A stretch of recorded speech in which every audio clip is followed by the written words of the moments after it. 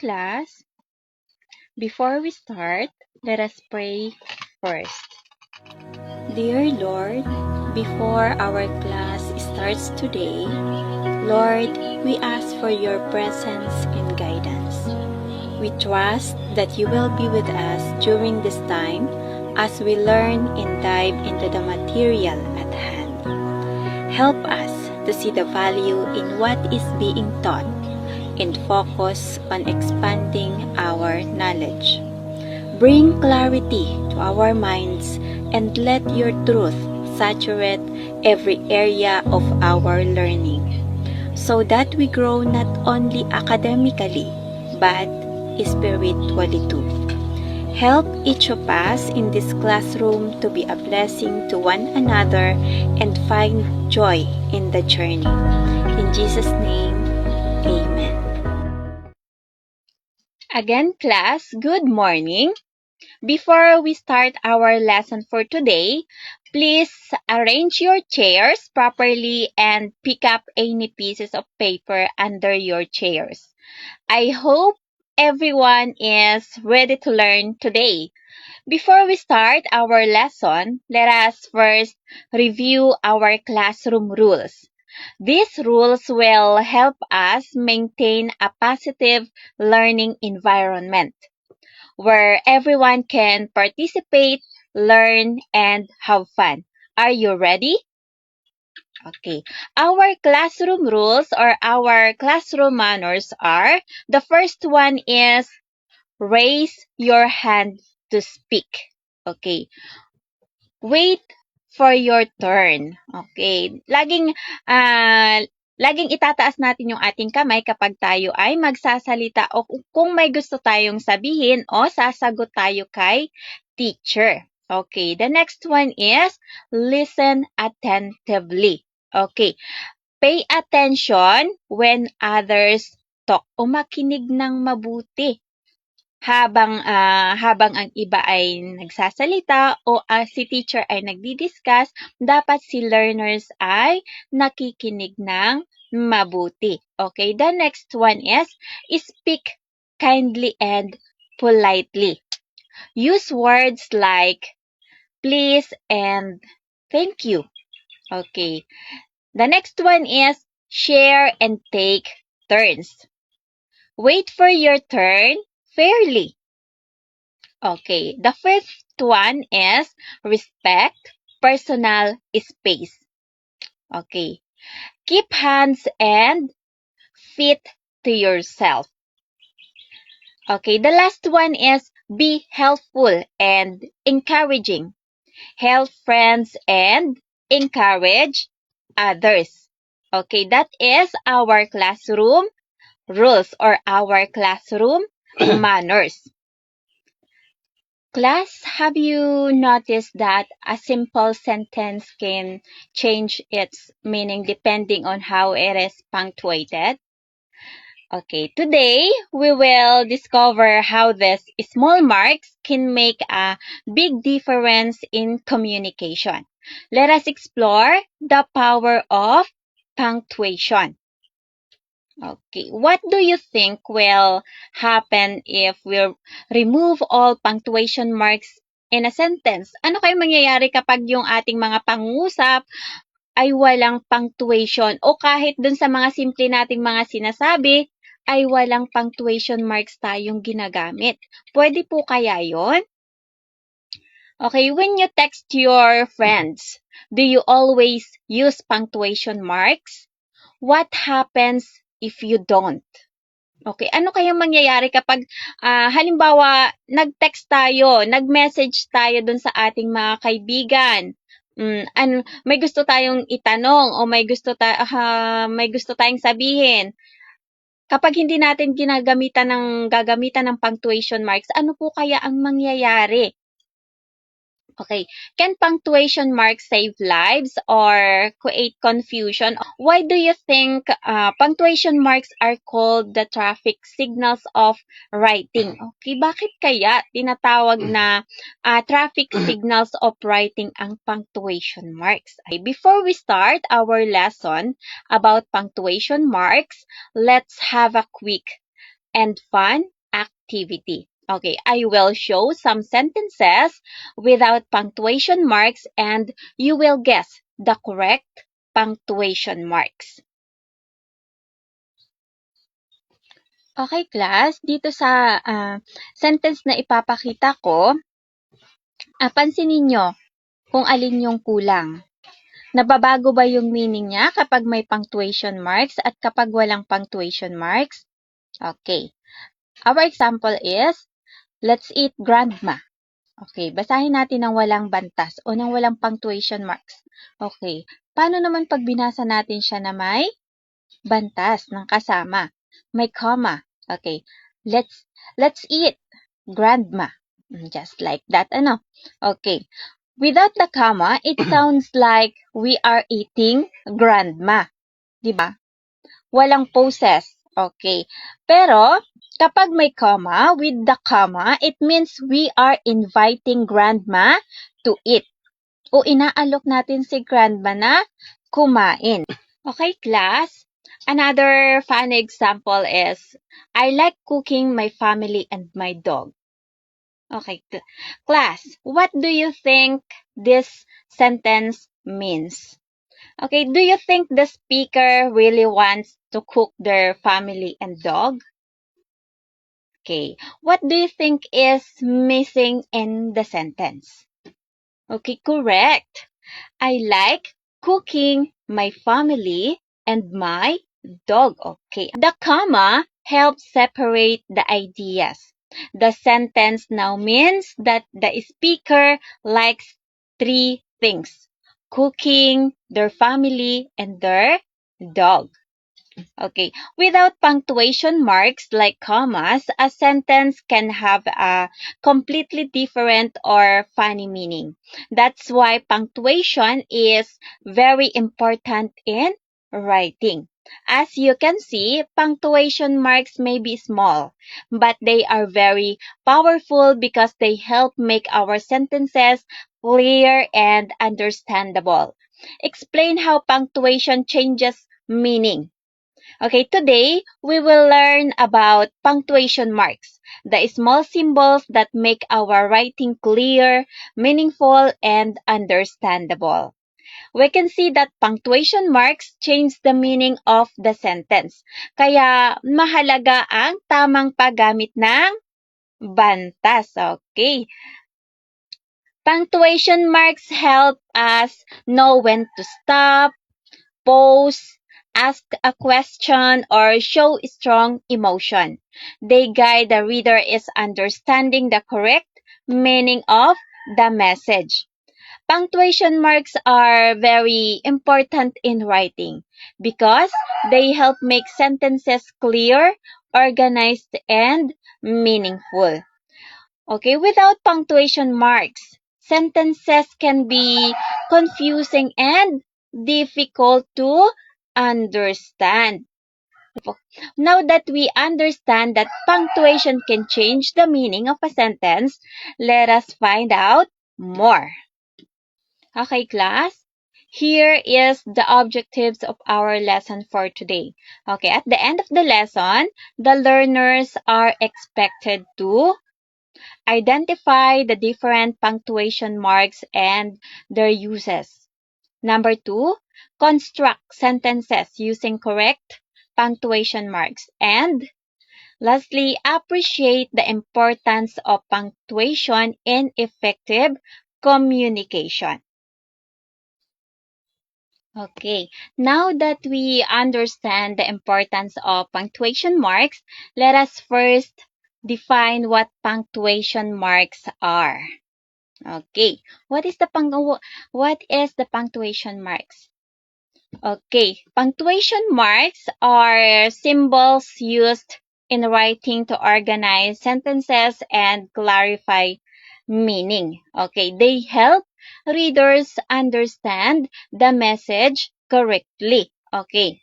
Ang punctuation marks ay mga simbolo na ginagamit upang maging malinaw at maayos ang pangungusap. Okay, now that we know the definition of punctuation marks, let us move on to the different types of punctuation marks.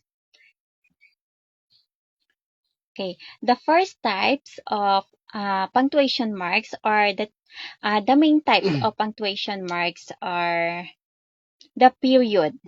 Okay, it uses or it marks the end of a declarative sentence or an abbreviation. Okay, what is the example? Okay, number 1, I love reading books.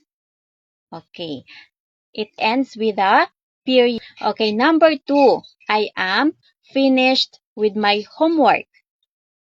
Okay, another example is I am happy. Okay, the next one is Dr. Smith is my favorite teacher. Okay, doctor, the word doctor is an abbreviation. Okay, please arrive at 8 a.m. sharp. Okay, that is the function of period. Okay, the next punctuation marks is the question mark. Okay, what is the function of question marks? Okay, class, it indicates a direct inquiry or a request for information. It ends a question mark. O, paano ba? Ano bang sign ng question mark? Okay. Okay, the examples of a question marks is, are you okay? The next one is, where is the library located? Okay. The example on the screen is, can you help me carry in this box? Okay. The next example is, where are you going? Okay, that is the question mark. Okay. The next punctuation marks is the exclamation mark or exclamation point. Okay, what is the function of exclamation point? Okay, it shows strong emotion or excitement or emphasis. It ends a sentence with strong emotion. Okay, the examples of exclamation mark is, that is wonderful. Okay, it shows strong emotion. Okay, the example on your screen is, I can't believe how great of a day it is today. Okay, parang excited ka. Okay, number 2, wow, that is amazing. Okay, pag binasa lang ba natin siya na, wow, that is amazing, may buhay ba? Diba wala? Hindi yun nagpapakita ng emosyon o ng matinding emosyon. Parang wala lang. Na, parang napawaw ka ba? 'Di ba parang hindi? Ayan po ano. The next is ouch. That hurt. O, pag sinabi mong ouch, ibig sabihin nasaktan ka. Ayan. Oh, what a beautiful view.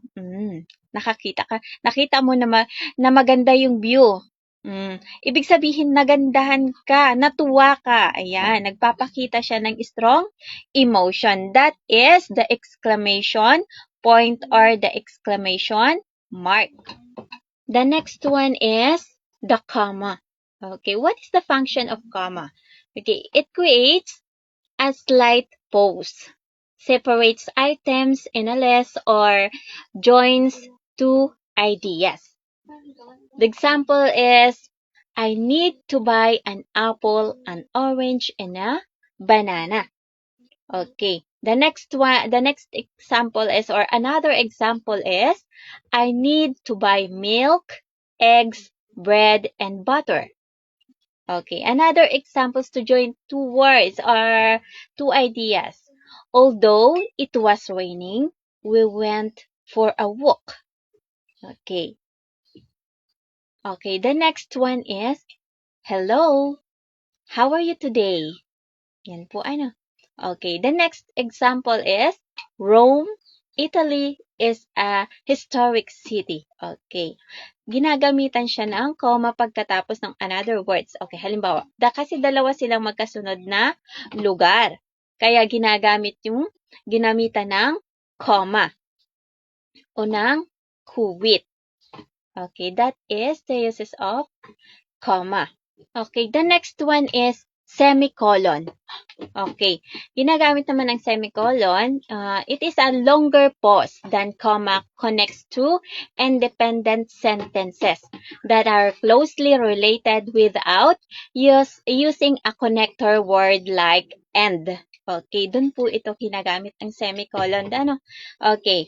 The example of semicolon is, Melissa went to the library to study.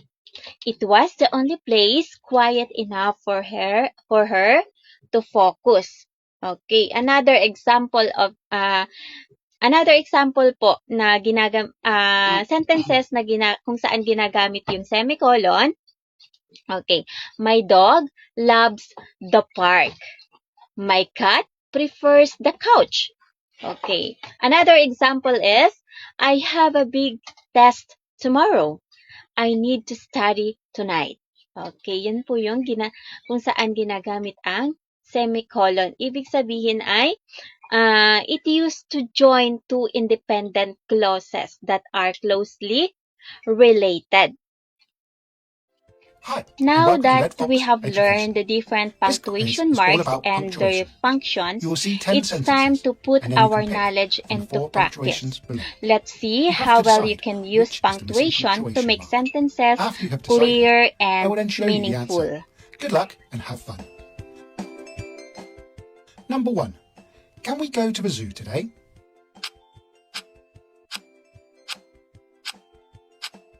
Yes. The answer is a question mark. Number 2. I have 3 brothers, Bill, John and Mark.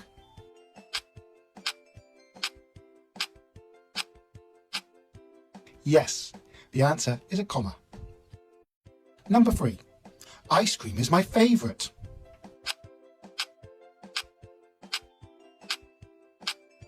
Yes, the answer is an exclamation mark. Number 4. What did you have for lunch today?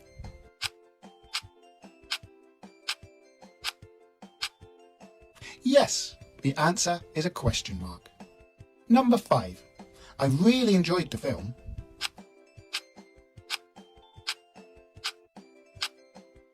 Yes, the answer is a full stop. Number 6. She is a tall, thin lady.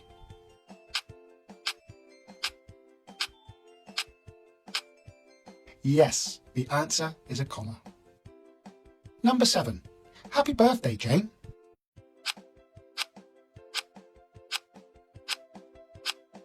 Yes, the answer is an exclamation mark.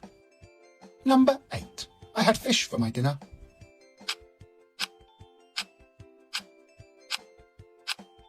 Yes, the answer is a full stop. Number 9. What is the time, please?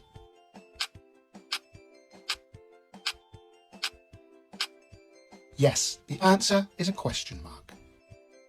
Number 10. Today, I will go to school.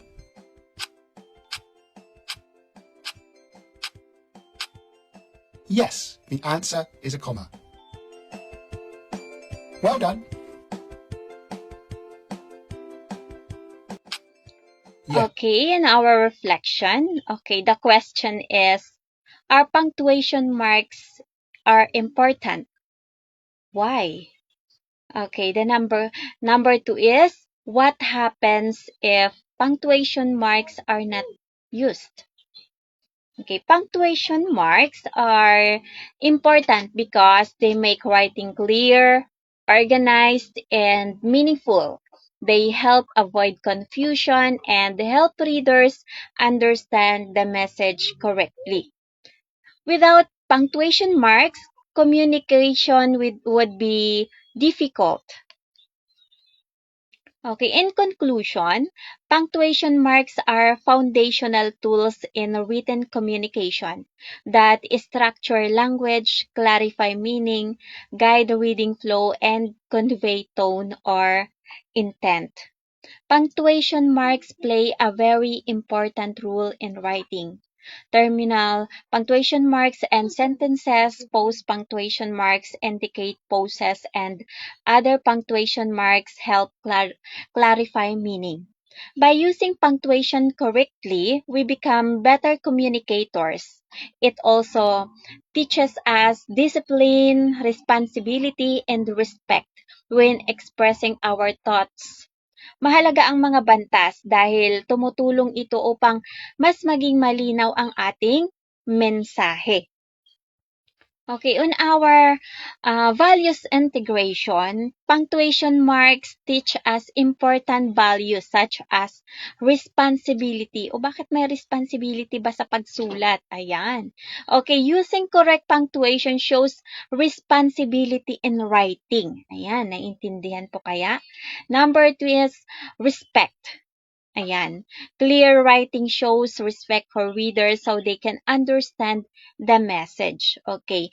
Punctuation marks embody several important values that extend beyond technical rules, including clarity and respect, precision and discipline, inclusivity, and integrity of meaning. Okay. Another values integration of punctuation marks. Okay. Discipline. Okay, following punctuation rules develops discipline and attention to detail. By using punctuation correctly, we show responsibility in expressing our ideas clearly and respectfully. Ang tamang paggamit ng bantas ay nagpapakita ng disiplina at responsibilidad sa pagsulat. Ayan. Example connection. Okay, what is the connection of our topic to our lives? Okay, and the example connection is, okay, just like punctuation gives order to sentences, discipline gives order to our lives. Ayan. Yun ang connection dun ng punctuation, kung paano na i-connecta natin yung punctuation marks dun sa ating pansariling buhay o sa pang-araw-araw nating pagsagupa o pagharap sa mga hamon ng buhay. Okay, class, our motivational line. Okay, punctuation marks are like traffic signs in writing. They guide us to make our message clear and understandable. Okay, ang punctuation marks daw ay parang traffic signs sa pagsulat. Tinutulungan tayo nito upang maging malinaw at maayos ang ating mensahe.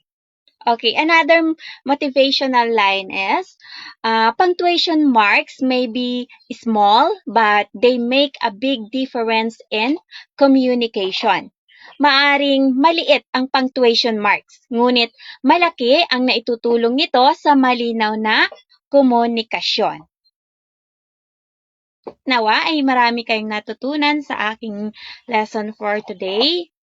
Thank you and God bless.